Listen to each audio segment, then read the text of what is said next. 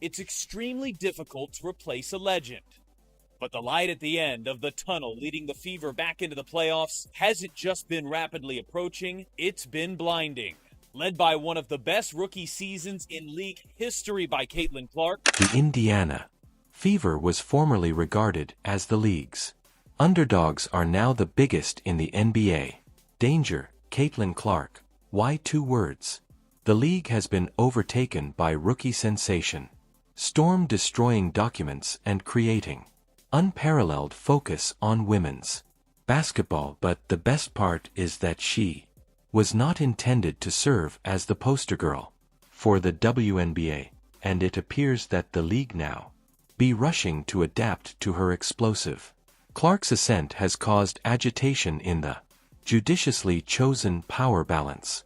League-wide pressure on executives and players to reconsider their roles at this brand-new Clark-centric landscape. You may be curious in how will the WNBA handle this unanticipated phenomenon that will persist?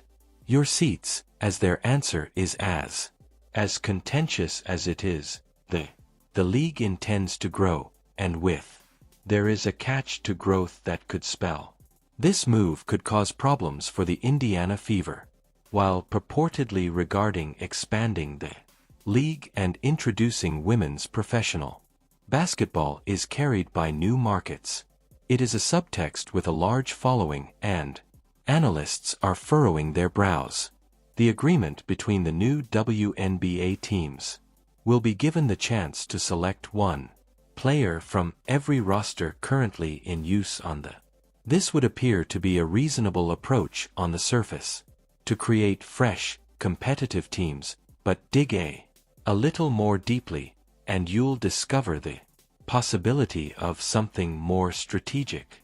The NBA's expansion draft might potentially secret technique for gradually dismantling the Fever's powerhouse is evolving into. This is a prime example of league use strategies to create an even playing field, or some would argue against cutting a growing star down to size. Consider the possibility of losing one or more important figures annually could greatly affect the Fever's performance, and chemistry are subtle but efficient method of leveling the playing field, or, as we may say, to retain the Caitlin Clark's stunning ascent and the Fever in check. This tactic, if it's true, it deliberately appeals to the sensitive equilibrium that the league needs to preserve between developing fresh talent and making certain that no one group or athlete gets overpowering. The RPP is tight stroll that might either reinforce the future of the NBA, might cause fan resentment if now viewed as unjust manipulation. Let's discuss Caitlin Clark directly. At the moment, this young phenom is strolling attempting to please everyone in a tight rope, a circumstance that is growing more unstable, but she's trying hard to maintain her fan base content while also trying to gain the favor of her fellow a bunch of WNBA players who, let's be honest, may never embrace her completely. As Clark, one of their own, ends up in being both is an unfortunate position. The brightest star in the league and in some methods of an outsider in her own occupation, which is why Clark is so popular. And the focus she provides on the league has developed a sophisticated dynamic on the one hand, she's generating curiosity and perhaps increasing her revenue. My time in college was nothing short of amazing, smashing records and sketching female basketball players in a manner that not seen prior to her entering the WNBA's pre-existing fan base and the potential to improve the whole league. However, her achievement draws attention to the differences within the league, especially with relation to pay and publicity. Some players with experience who have been working hard out of the league for many years with little Clark's work can be less well known. Rapid fame accompanied by a mixture of awe. With bitterness regarding the media, Clark has been exceptionally courteous in her interactions with the media while they keep promoting stories that frequently disregard for her accomplishments. But here's how long can be the million-dollar question. If she continues, there will come a time, at last, when Caitlin Clark has enough of the ongoing scrutiny and backhanded praise, and at what point occurs, all wagers are released under pressure. The professional sports industry's cooker has led to a lot of celebrities to break, and Clark's the circumstances are especially dire, and she's not just bearing her team's aspirations, but in a lot of respects she's turned into the reluctant face of a league undergoing change. You may now wonder if the WNBA is. Clark was so intent on stopping that he was unable to. She simply left for better opportunities, and in Europe, you'd be on to something. With its hefty contracts and enthusiastic fan base might quickly become into a really alluring substitute for Clark. She could be able to make 10 times her current income by crossing across to the European Women's Basketball League. Leagues, especially in nations like Spain, Russia, and Turkey, have long been a sanctuary for WNBA players who want to enhance their earnings when they're off. For a player like Clark, the monetary rewards could be astronomical, but the real deal comes from Clark is truly remaining in America, doing a huge favor for the WNBA. The interest ticket is being driven by presence, media attention, and sales in ways that league hasn't seen her before. But simply a player, she's a sensation wherever the game she plays turns into a yearly event, a must-watch interview that she's bringing new supporters of the sport, many of whom may stay put and become a lifetime. Those who support women's basketball, issue that the WNBA doesn't appear to completely acknowledge or value the gold mine Caitlin Clark is the object of their actions. The absence of it implies a failure to take advantage of the exceptional chance. Clark's presentation aims to improve the whole league as the NBA season draws to a close. Several teams are experiencing a trend that league officials should be concerned about.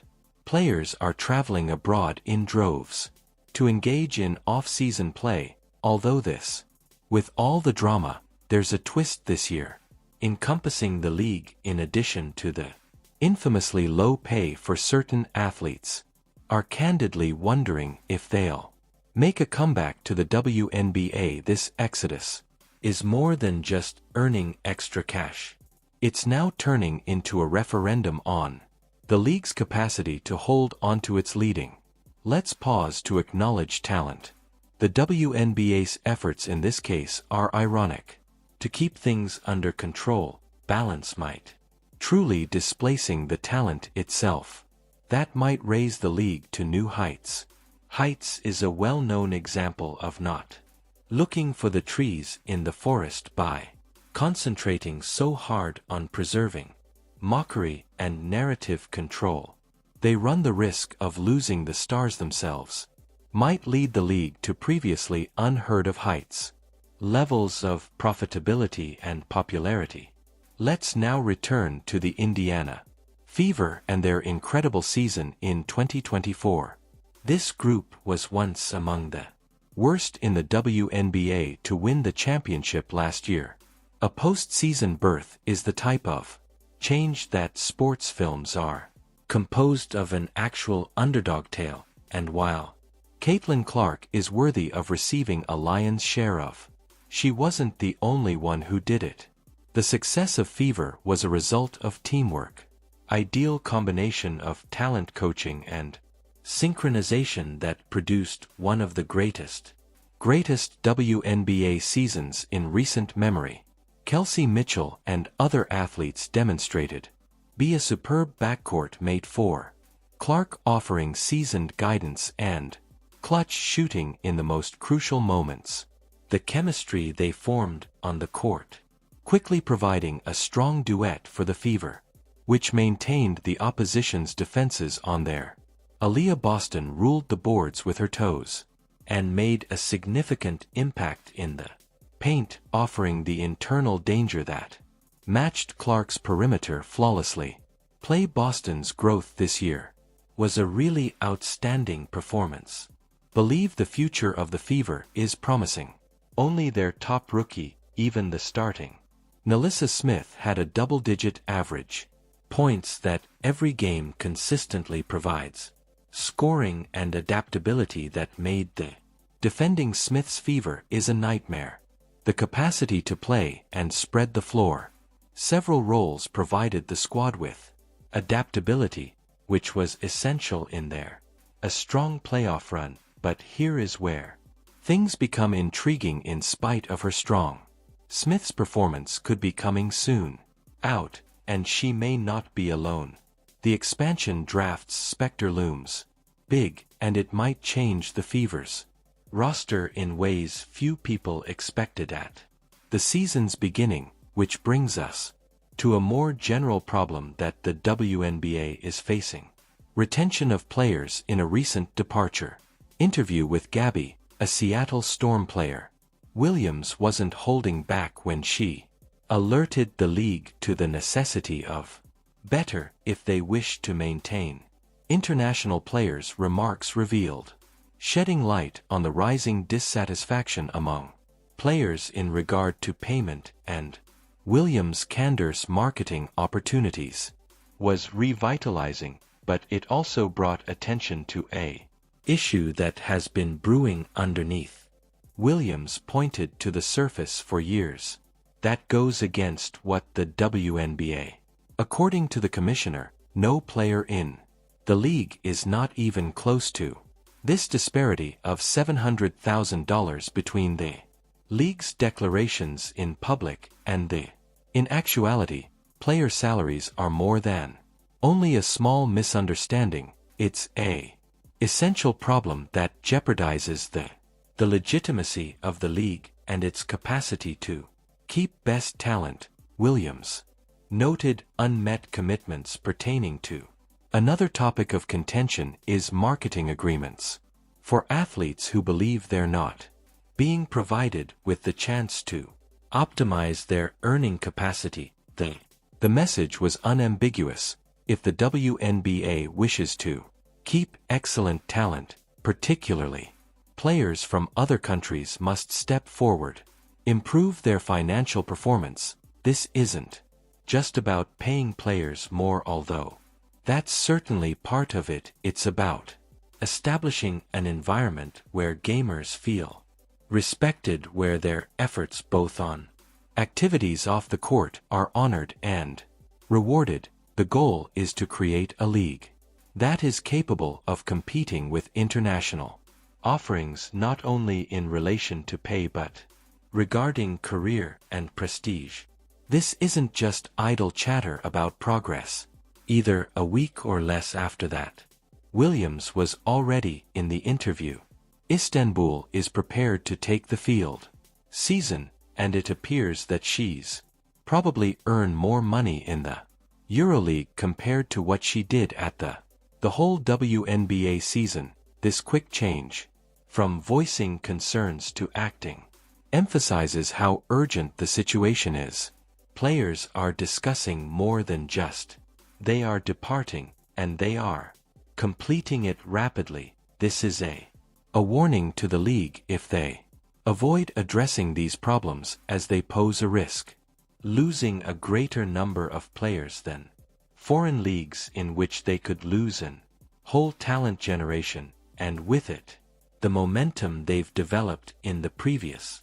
In recent years, the WNBA has made significant advancements in visibility and fame, but if they are unable to translate that into real advantages for their, all of that progress could be made by players. For now, let's discuss the elephant in the space, the potential for Caitlin Clark is doing the same as she's at the moment, playing cool and attempting to traverse the intricate dynamics of the league. A time will arrive when the constant disrespect gets to be too much for bear, and the WNBA will follow.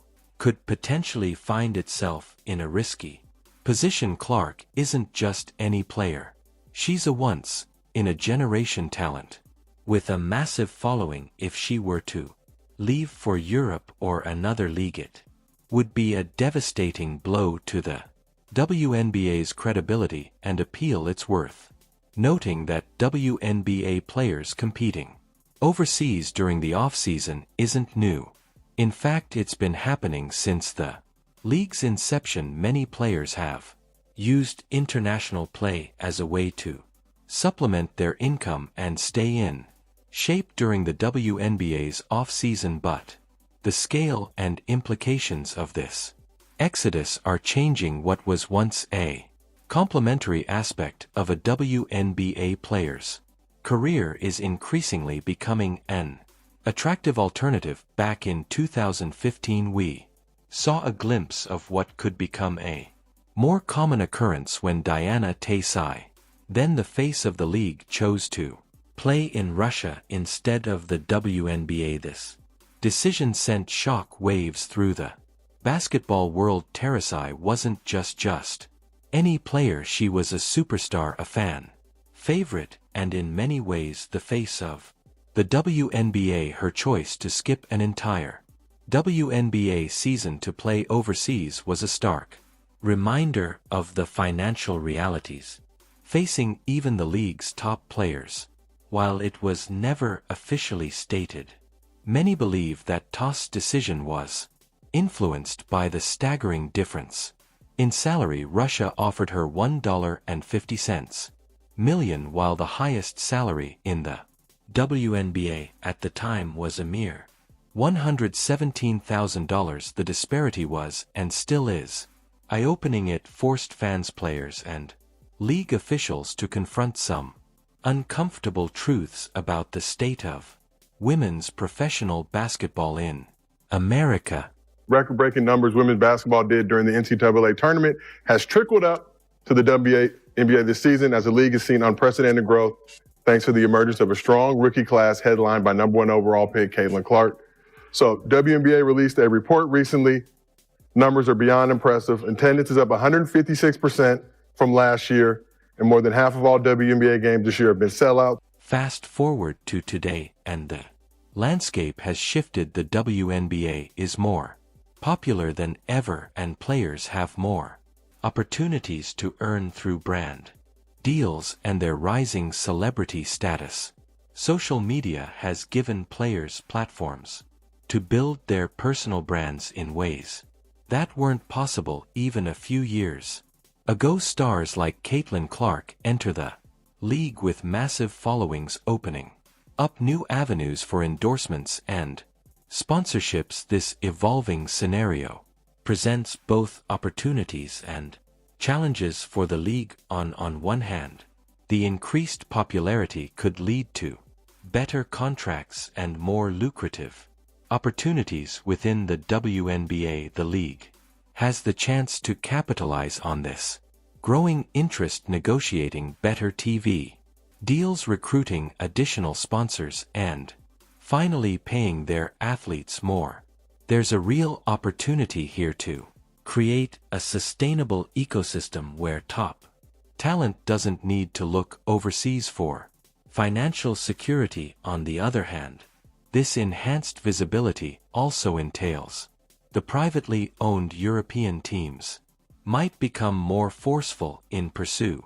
These teams top WNBA players, frequently sponsored by wealthy owners or huge businesses, can give salaries that dwarf what players make in the WNBA. They provide the opportunity to perform in front of devoted supporters in places where women's basketball often draws big spectators and press coverage. When financial incentives line up, we could observe more top-tier talent deciding to play overseas, potentially undermining the WNBA's skill pool and global appeal. This goes beyond simply losing a few. It's about losing the stars themselves, players that provide excitement to the league and sellable in a society where sports. There are several possibilities for entertainment. We cannot afford to lose the WNBA's best players. Player migration isn't the stars, but only obstacle the Indiana Fever must overcome. Additionally, the WNBA is the league's official declared the Golden.